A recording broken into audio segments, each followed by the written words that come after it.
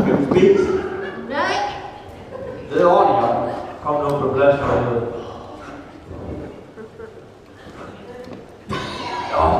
Ja, goddag alle sammen. Jeg hedder Asbjørn, og jeg er musikpædagog.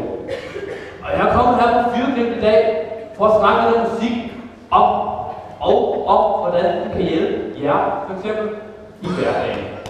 Er der nogen af jer, hvor musikken eventuelt hjælper i hverdagen? Nej. Nå, jeg er med Lars. Okay, ja, jeg har så en harmonika. Nå, vil du ikke, det lyder godt nok spændende. Vil du ikke prøve at fortælle mere om det? Jo, så vil jeg høre en fremgang med og spille lidt på. Det er blevet lidt oftere på tiden. Det lyder hyggeligt. Jamen, kan du ikke prøve at fortælle mere om, hvordan det hjælper dig? Jo, det er jo mest, når jeg har tør for penge. Så spiller jeg lidt over i centret. Så tjener jeg lige lidt håndhør, og så er der lige til lidt flere øl. Jeg kan bare godt lide panfløjte, når jeg er på toilet. Ja, skal vi ikke prøve at... Nu når du siger panfløjte, hey, du der, hvad er det for en flot fløjte, du har der? Jeg tror, han er her. Nå, hvordan er du? Ej, jeg tror sgu ikke, det er så godt herinde nu. Jeg tror ikke, du skal ryge den herinde, det er ikke så godt. Jo, det var meget sjovere. Jeg har engang spillet på fløjte professionelt. Professionelt? Ah, det lyder spændende. Vil du ikke prøve at fortælle mere om det her, der? Jo. Det var en gang i mine unge dage. Ja. Jeg spillede på værtshuse rundt om i hele landet. Og en gang imellem sammen med Michael Petri. Og jeg spiller faktisk lidt endnu. Ej, hvor er det god til det? Det lyder det godt nok spændende, ikke? Vil du ikke prøve at fortælle mere om det? Jo. Jeg kan sagt, Jonna. Jeg kan sagt. Kjeld, du må lige lade Jonna snakke ud. Vi skal alle sammen lov til at være her. Det er bare fordi, jeg skal skide. Ja, det er også svært nok. Jeg sidder jo godt på sådan. Jo. Det giver en god sjat penge. Og jeg var meget populær. Jeg har faktisk været ved de fleste mænd. Jonna, det kan godt være, jeg er lidt misforstående her, men skal du spille fløjte? Jo, skulle der kødfløjte. Nå, Skal jeg lige have en pils?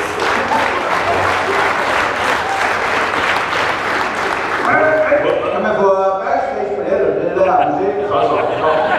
Nej. Må vi ikke lige få en anden tone herinde nu? Hun var ikke mig i går.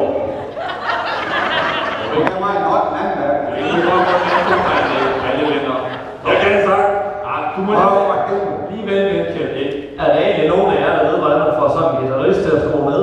Nej. Man giver ham noget ark. Men ved I, hvordan man får guitarister til at skrue helt ned? Det kan man fandme ikke. Så er han kraftedeme død, Jonna. Nej, I er helt forkert på den. Man skriver bare noget på den. Tabte jeg en maske på nodearket. Sådan en pis. Ja, det stemmer. Stemmer fik jeg valgt. Musikpædagog, stemmer. Så. Skal vi ikke lige alle sammen prøve at komme ind i takten igen, ikke? Jeg kan sagt. Ja. Jeg vil godt lige fortælle lidt mere, ikke? Vi skal lige tage det med ro, ikke? Skal alle have lov til at være her? Han skal bare skille. Det er forfærdeligt. Jeg vil godt lige prøve at fortælle lidt mere om en, hvad skal vi sige, hvad vi skal tage. En G-nøgle. G-nøgle? Ja. Det er den til i køkkenet. Har det noget plads, det du siger der? Det skulle da se lugten. Nej. Det er jo efternøglen for helvede. Kan det ikke være lige meget? Jeg tror lige, de gik frem, det skræmmer lidt for mig, Jørgen. Men så må du ikke få basunen kender, med den tonen der. Det kan jeg sagt. Og så. Han skal bare skille. Så ikke lige prøve at komme i takt igen.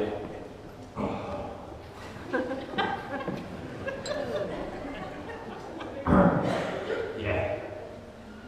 Er der nogen af jer, hvad for en sanger skal vi tage? Hvad med rock og jazz? Er der nogen af jer, der kender forskel på det? Det gør jeg. Er det en sang, skal vi skide, eller kender du forskel? Det gør jeg. Ja, det elsker simpelthen den store længere i går, mand. Ja, det var fuldt af ord. Rock det er 3 akkorder, man spiller for 3.000 mennesker. Og jazz, det kalder P3. Det er 3.000 akkorder, man spiller for 3 mennesker. Ligesom dengang du var ude at spille. Hvor mange jazzmusikere skal der til for at skifte letbærer? 5. 10. Nej, 27. Ingen, de har sgu da ikke råd til en letbærer. Og helvede Nu godt. kunne jeg altså godt bruge at få skiftet mit bækken. Ja, du sagde ikke, at du spillede Det trommer. var fra det. Det vidste du ikke. Du kunne godt lide at spille trommer. Det vidste jeg sgu ikke. Det er sgu da mit bæk, der er fyldt op. For fanden da. Jamen, kan du ikke lige vente bare en lille smule? Jeg kan godt lige fortælle lidt om min stemmekraft. Hvad? Er der allerede hvad? Skal vi have mad? Nej, Det kan jeg sagt lige være og vente på. du må ikke fanden stoppe. Jeg må kraftigt få nogle flere kørepenge på det her. Mand, nu skal du snakke ordentligt. Ja, nu må du simpelthen strande dig an. Strande dig an. Fik du det med musik, skal det gå. Har jeg rødt? Nej, men det der, ja, jeg husker nu nok lige komme ind i takt igen. Stramme mig lidt op. Der var slik kommet ned og så. Nu gider jeg sgu ikke at høre på jer længere. Madonna, Jeg rører Nej, mig. for helvede. er det en sang? Jonna skal også have lov til. Jonna. Goddag, Jonna. Nå, lad os ses i aften. Luk den. Hun er så hæv. Så må vi, Jonna, vi ikke hoppe videre så. Ja, I kender vel godt alle sammen, vi tager i. Nej. Så fatter jeg. Nej. Nå, ja. Så kan det være, I kender andre strenge instrumenter. Hvad med en harpe? Jo, hvad med en harpe? Hav. En harpe? Ja, Den har jeg været gift med i flere år. Vi nu spiller fandme endnu. Jeg er for ikke klar. Hold da kæft, Grønne eller Lars, du har sgu da ingen kæreste, du har da kun din hund. det skal der vel også være plads Det til. er en gammel højde. Hvad? Pædagog, jeg kan en sang. Hold da, Ja, for helvede. den sang lugter langt væk. Men frem med den så. Så går jeg fandme. Ja, jeg skulle Lars, kan du lige give mig et blæs? Og det er fandme, jeg skulle ikke til den slags, du. Det er harmonikaen for fanden. Nå, jo.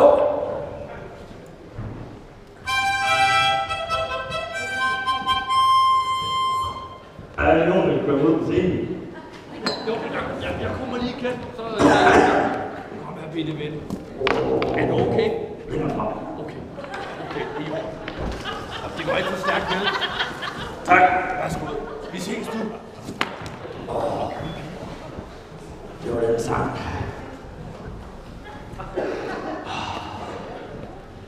Det er sgu ikke altid, jeg kan huske det. Du er lige glad med mine følelser. Du kigger på mig, mens jeg laver pølser. Du der vil selv være mine videre. Hold så kæft, mens jeg sidder og skider. Lad mig få så i fred. Eller får du en flad. Det er ikke fordi, at jeg har lykker, men jeg vil helst sidde alene, mens jeg trykker. De tilstedeværelse gør mig presset. Jeg presser, mens jeg føler mig presset. Lad mig lave så i fred. Eller får du en flad. Nu må den her forestilling snart stoppe. Jeg skal nemlig ud og puste grisen op. Jeg synes faktisk, at I er lidt sære, for I sidder og kigger på mig, mens jeg bærer. Lad mig lave så i fred. Eller får du en flad.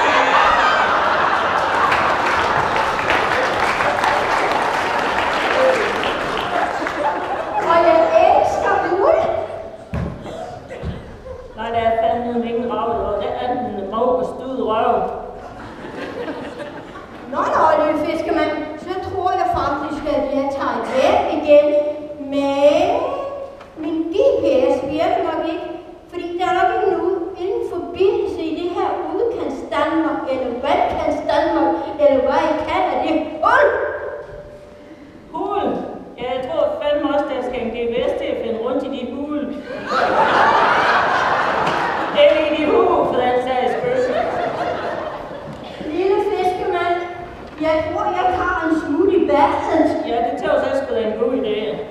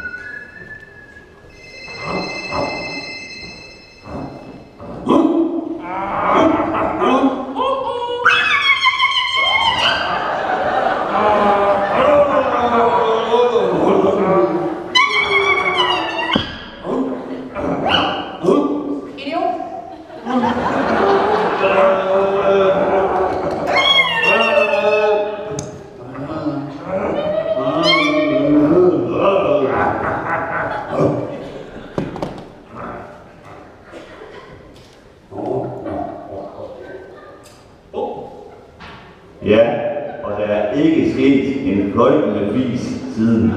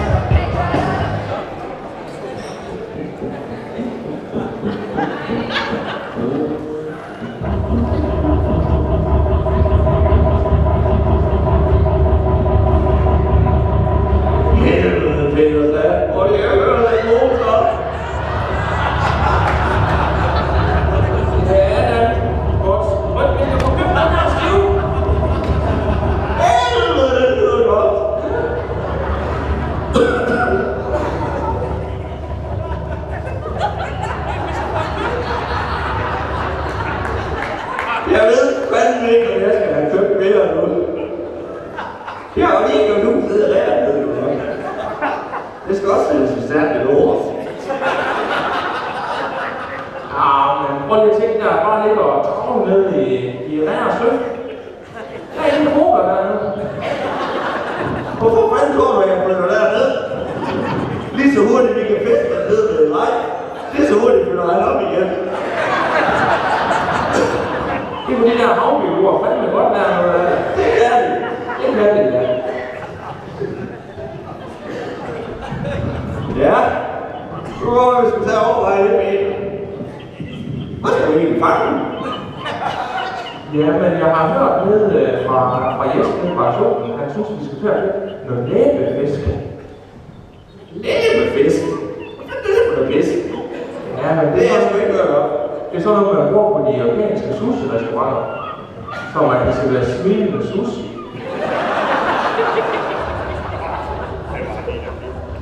Eller måske så er det der Rasmus Brosen, han købte ud i det der sushi flæbefisk. Han serverede det sammen med tudekiks, tror jeg også. Nå, men den beslutning, den tager jo sig selv. Nej, og vi bliver jo ikke yngre, jo. Nej, Og du ved jo godt, når vi skulle da stadigvæk frisk og rask, synes jeg. Ja, men du ved jo godt, hvad man siger, når man kommer over de 40, så bliver ens sexliv ligesom en mikro. Som mikro? Nej. Du har nok 20 sekunder, og så bing. Nå, er det derfor? Jeg synes også, det er gode ting ved at blive gammel. Der er sgu da Også ingenting, senil. der er sgu da ingenting, der er godt ved at være senil, ja. Det er det sgu da. Alle de gamle mennesker, de løber nye mennesker hver dag. Jeg elsker nye mennesker. Der er sgu ellers mange måder at møde nye mennesker på.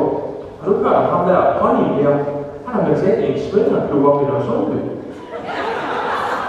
For helvede, Peter. Du får jo fandme alle med. Ja, Det er jo slet ikke med. Det var sgu da en joke. Åh, Jeg får sjov, ikke også? Det var Emil Bisgaard og Mathias Nørby, der havde fint med ham. De havde lavet sådan en sms, der skulle svare, hvis jeg gerne ville have en advarsel, når der kom stormflod.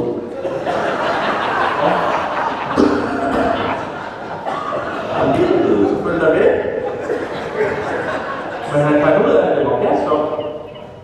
Ja, det gjorde han da. Først så blev han inviteret til single-aften. De kunne godt bruge noget mellem 35 og 45 år. Så skulle han tage hans kone med. Så skulle han ikke tage hans kone med. Så skulle han have hans kone med hjem. Og så skulle han til single-aften.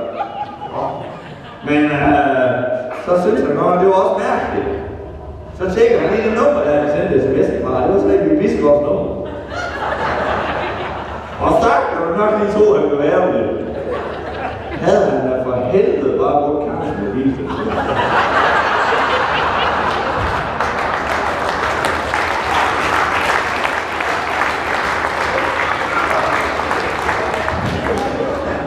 Du, synes du, det er kun for sjovt, det her?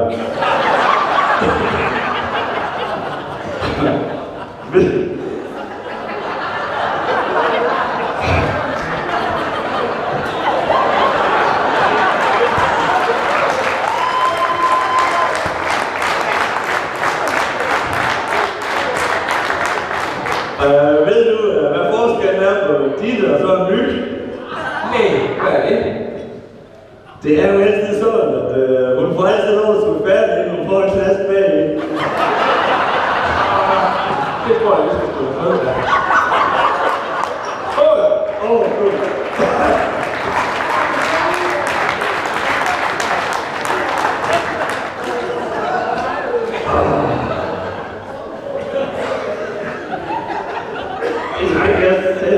Good. Jeg har et problem med alkohol, da. Mig? Nej, det har jeg ikke. Jeg har ikke problemer med alkohol. Det er Ditte, der har det. Har Ditte problemer med alkohol? Det kan du få. Det vidste jeg sgu ikke. Nej, det er ikke så mange, der ved. Men Peter, du ved godt, når vi er ude og drikker sig rigtig fuld. Ditte, hun bliver kraftedeme så sur.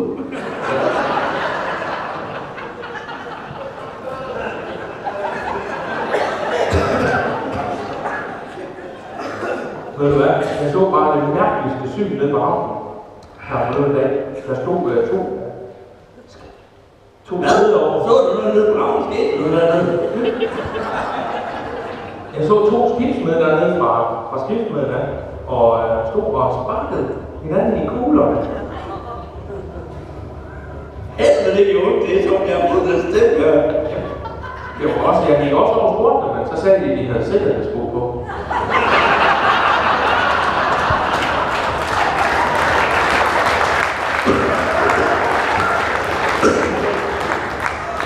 Nu du siger os med, jeg har hørt, at de har fået en helt ny vognpark dernede. De har fået biler, der kun har et ret i. Ja, det var da smart. Skal de så bare en afsted? Ja, hver gang de bliver kaldt ud, så behøver de kun at være én i bilen nu. Hold da op.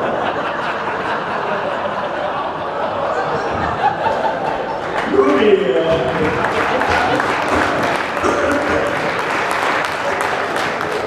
Nu vi snakker om ham der gudsmed. Jeg mødte så fandme nede på ham her den anden dag. Nå, hvordan havde man det? Han var ikke godt tilpas, synes jeg ikke. Han havde det skidt. Hvorfor det da? Det var fordi, det snart var jul. Nu skal han til at bruge en hel måned på at forklare hans børn, det er ham, der er julemanden. Og så når de når tæt op til jul, så skal han til at forklare konen, at det ikke er ham, der er julemanden. Jamen, er hun der dyr i drift? Det ved jeg ikke noget om. Men Jesper siger, at når han er ude af handel, så foregår det med 3.500 kroner i timen. Men hvorfor fanden den løftfisker der? Jeg skal få den lige. Peter! Ham skal du ikke kaste ud til. Nå. Det skal du ikke. Jamen, hvad er det? Det der er jo dagens mand.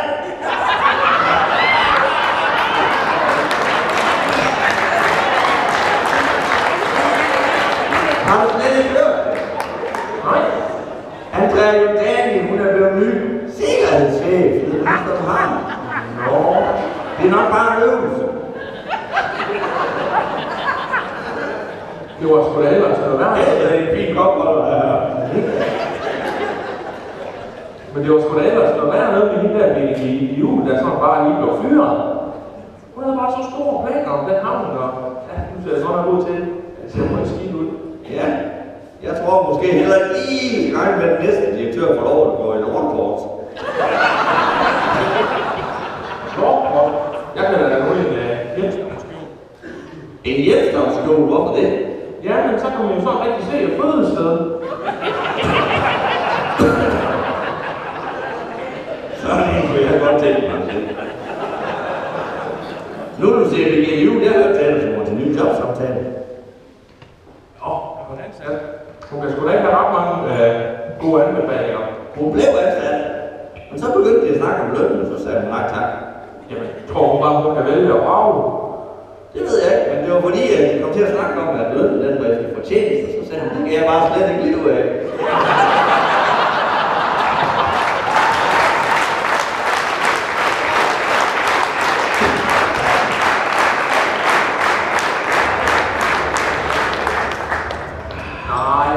Inden vi gik i jul, var vi sgu ikke enige med. Men en stor drøm om havnen, den har sgu nok også langt udsigter. Der var jeg nok lige ret med Peter, for der har jeg løftet. Hvad har du hørt, Dan? Alle de dage, hvor jeg sejler rundt op i Nordsland, så hører jeg radio. Og der har jeg hørt om en fjeld, der er ved at bræsse sammen.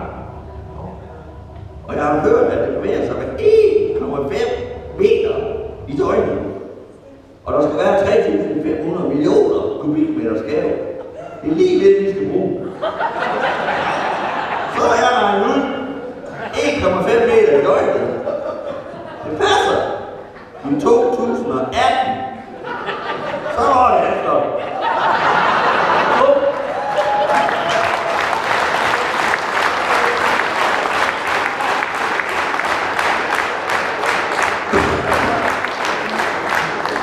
Så er det helt som vi siger. Så kan det faktisk være, at vi gør landfast med Norge. Hold kæft, ikke også? Så har vi godt nok vundet, hva'? Vi har salt. Så kan vi faktisk sammen. Det er det.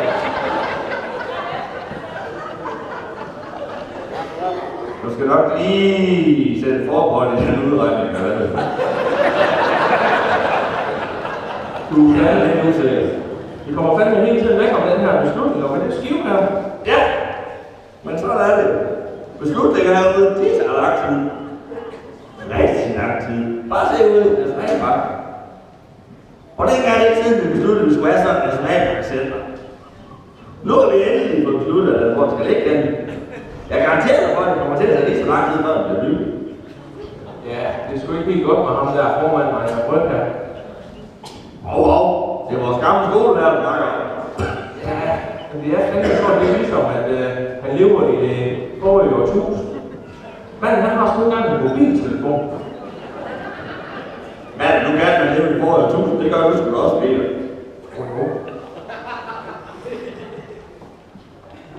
Men hvordan går det så fat i ham, når han er rundt der med nationalparken og plukker blomster?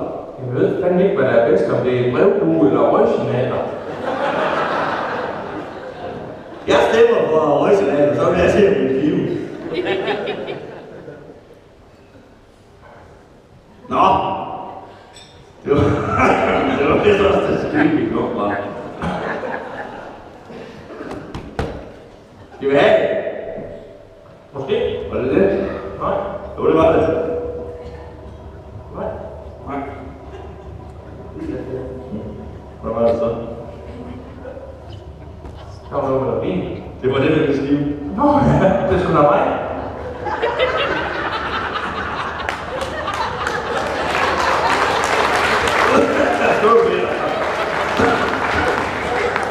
Ja, det er fandme ikke nemt, når man altid er gået i sin fars fodspor.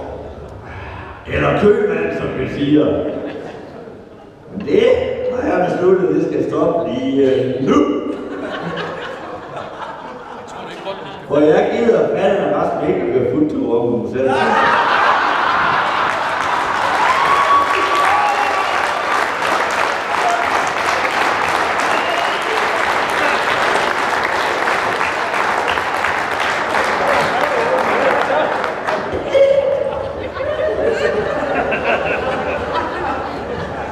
Men tror du ikke godt, at vi finder ud af det? Vi har alligevel været med her i lang tid.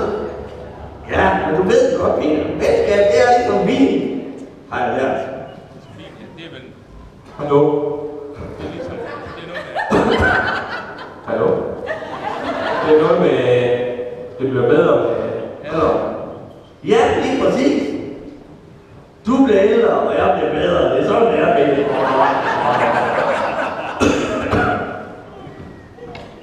Smuk slag. Nå, nu tror jeg altså hjem.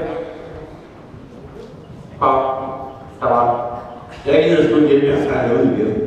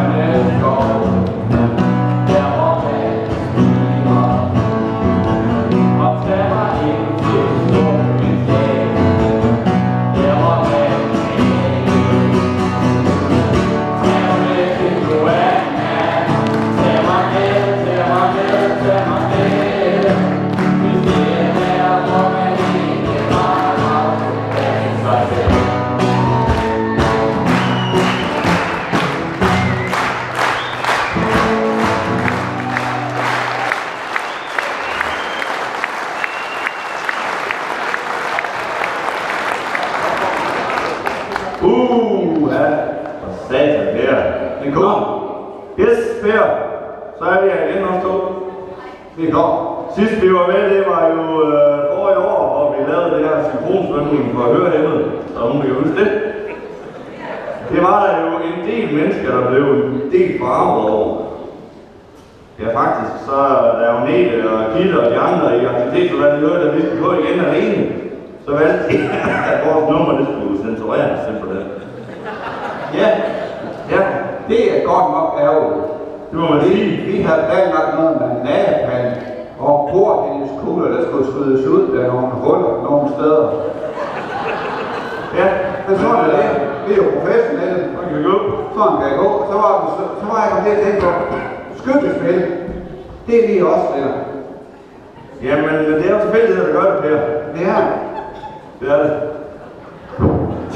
Det var jo sådan, at det var til Thyborg, begge to. Og på et tidspunkt, så skulle jeg tisse noget så edels. Bare du gør det der. Det er svært at lave alene, altså. Ja. Yes, jeg er klar. Vi skulle tisse, ja, det er rigtigt. Vi skulle til Thy, og vi var til Thyborg, og vi skulle tisse. Og vi var nok en lille smule overridset. Per. Vi var lidt med, at der var helt fuldt derude. Ja, jo, det var det.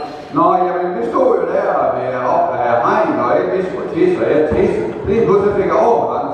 Vælte ikke i hegn. Ja. Lidt af ham og redde mig. Han vælte også ind i hegn. Og så på mærkelig vis, så blev vores stiler lidt en i hinanden. Ja, det går fandme på. Det gjorde det, ja. Og så kan jeg huske det, så var Hegn, det var også med det. Hegn var med, havde faktisk retten på et tidspunkt. Ja. Men så var jeg lige pludselig kom det at stå helt stille. Man kan sige, at fuglen, den havde lige den der stille lige nedover. Det havde det, ja. Prøv lige at se her, den. Og så kom jeg op og kiggede på noget skygge. Jeg husker det. Det gør det. Ja. Så har vi lavet øresprog med vores stiler. Det var fuldstændig fuldt. Ja.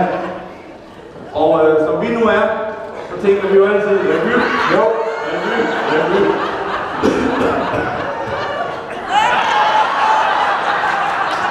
der går jo ikke en dag, uden vi tænker, det er jo det. Der var så på et tidspunkt, vi tænkte på, at jeg udstyrer i år. Men det var... Ja, det var ikke løb med dig. Lige før der var du syg. Du er lige at snakke dig igen. Okay. Skal jeg finde min i dig? Nej. Eller vil du hjælpe mig? Nej. Det er en enormt flot t-shirt, du har på. Ja, Per. Så er der så her igen. Prøv lige at give mig en hånd. Det er rigtigt. Jeg har det. Ja, tak. Hallo, tak.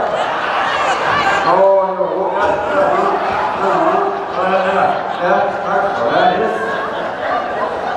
Og jeg må sige, at den her gang, der synes jeg faktisk, at vi har noget. Det er ved at toppen til at være tæt på 100%. Ja. Nå, men det vi går ud på, jeg skal jo nok forsøge på at snakke publikum igennem. Ja, for det er svært at forstå. Hvis ikke man prøver det her før, så kan man lidt svært at lide op. Og I kan jo godt sidde og synes, at det ser da helt forfærdeligt nemt ud. Det er det ikke. Ja, det er det ikke. Man kan bare sige, nej, så det var lidt et tilfælde, vi egentlig havde det vores lille startnummer. Det er vores kæreste, de burde så faktisk ikke om den her. Men nej, og det er jo den, vi kalder hængebrug. Og den gider de bare, ikke? Den er jo forholdsvis nem. Den kan jeg jo, ja. Det er det, vi har... Jeg tror lige, vi starter med en hængebrug. Det kan vi starte med det. Nej, det er en højbro, bare. Der er en højbro, ja. Højbro. Den prøver vi ikke. Der er en touch. Ja. Kom her. Kom. Det er lige nok. Ja, kom her. Ja, en højbro. En højbro, som man gerne klare. Ja. Det var en af de nemme. Jeg så det så nemt ud, hvis jeg så den var færdig. Nej, så nu, vi har udviklet lidt, så nu vil vi gerne lave Vejlebro. Ja, Vejlebro. Ja. Det var jo svært en knæk. Det var meget. Fordi at det kræver sådan lidt udstyr. Vi startede jo med at prøve at vende knuder på. Ja. Det fungerede ikke særlig godt. Det kan vi ikke anbefale. Nej. Men så kendte Per jo Ane ude i Thisted, guldsmed. Hun kan det der med piercinger. Hun er nået til at lave en piercing. Ja. Og det er altså lidt på. Jeg lige se, om jeg kan finde en dernede. Det er så... for helvede også. Der er så lidt betændelse. Det må jeg fandme nok sige, Per, du var selv meget forud. Jo. Nå. Jeg falder også ud. Men sådan der var. Og nu kan det godt være igen, at jeg synes, det her det er enormt simpelt. Det er det ikke. Det er det ikke nok. Jeg kan bare sige, I skal ikke prøve det her hjemme. Og hvis I gør, så skal jeg udstyre være ordentligt. Det lykkes næste gang. Nej, det lykkes faktisk hver gang det her. Jeg vil gerne have lidt drama. Så giver jeg lidt drama. Stille. Stille.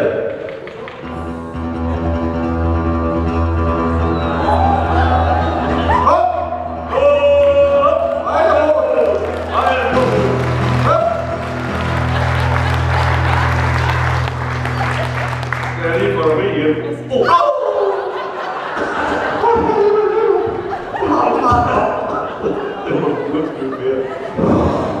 Det er egentlig ordentligt også. Så kan jeg. Ja, hvad? Det her, det var også forholdsvis. Man dør lidt hver gang. Det gør man. Det gør man. Det forsvinder lidt hver gang, kan man sige. Ja, man kan sige, det var nok en af dem, vi kom på sådan et forholdsvis Det var oversættende proces. Det er meget. Så var det jo, at vi tænkte, hvis nu vi snakker Superliga, hvad skal vi så op i? Så skal vi op i en stor. Vi tænkte stor, vi tænkte Storebælt. Storebæltsbro. Det er simpelthen nummer 1 herhjemme. Så man kan sige, det der skal til at ske nu, det er, at vi på dramatisk vis vil lave Storebæltsbro. Ja, og det lykkes ikke hver gang. Det vil jeg vil sige. Det er nogle gange, jeg klapper ned, kan man sige. Men vi prøver, og I må sådan lige, det går man nogle forsøg til, og sådan, men vi prøver. I må være over med os, og den her vil I helt absolut se, den er ikke nem. Jamen, nu skal I være stille igen, fordi hvis det her går galt, så går det roligt igen. Klar position. Og så vil jeg gerne have masser af drama.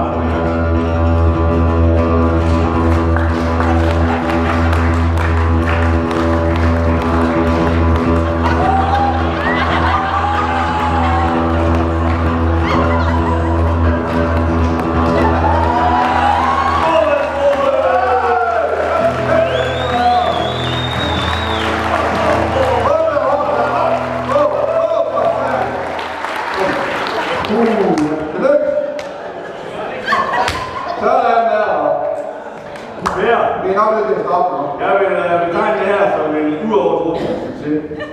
Vi tror, at vi holder Vi nu. må se, hvad Peter og Nete og de andre siger til det. Om vi får lov at komme direkte på det. Jeg tror, hvis jeg skal være helt ærlig, så er de meget, meget interesserede nu. Jeg tror bare, at nu vil tage folk i fyldelsen, og så tak for det her.